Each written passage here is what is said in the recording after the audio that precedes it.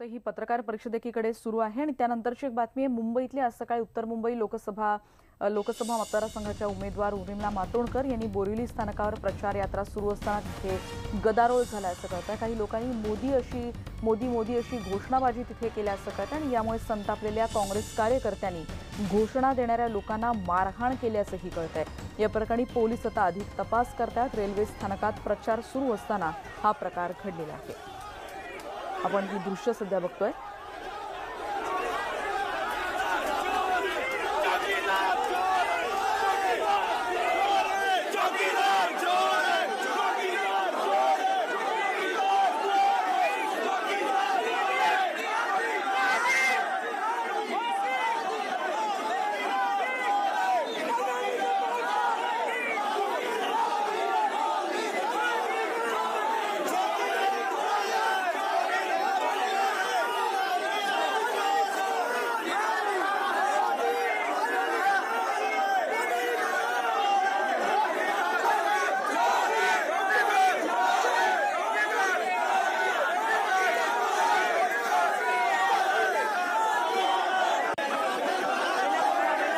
सुनील महाडेश्वर आमचे प्रतिनिधी आता आपल्या सोबत आहेत। सुनील, नेमकं काय घडलंय, त्यानंतर नेमकं काय काय झालं?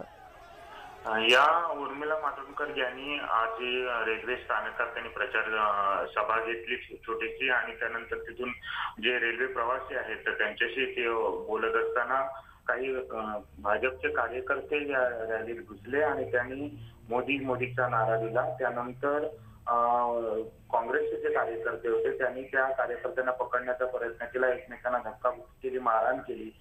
त्यानंतर दोन्ही गटांकडनं जे चौकीदार चोर आहे अशा घोषणा काँग्रेसच्या कार्यकर्त्यांनी दिल्या। तर भाजपाचे जे काही कार्यकर्ते होते त्यांनी मोदी असा नारा दिला। या प्रकरणी काँग्रेस आणि भाजपाचे कार्यकर्ते रेल्वे स्थानकात नंतर रेल्वे पोलिसांकडे गेले आहेत आणि या प्रकरणी एकमेकांच्या विरोधात तक्रार नोंदवली आणि पोलीस पुढचा या संदर्भात तपास करत आहेत। धन्यवाद या माहितीबद्दल। आपण बघतोय की बोरिवली स्थानकातली ही दृश्य आहेत आणि काँग्रेस कार्यकर्त्यांवर मारहाणीचा आरोप देखील इथे करण्यात आलेला आहे।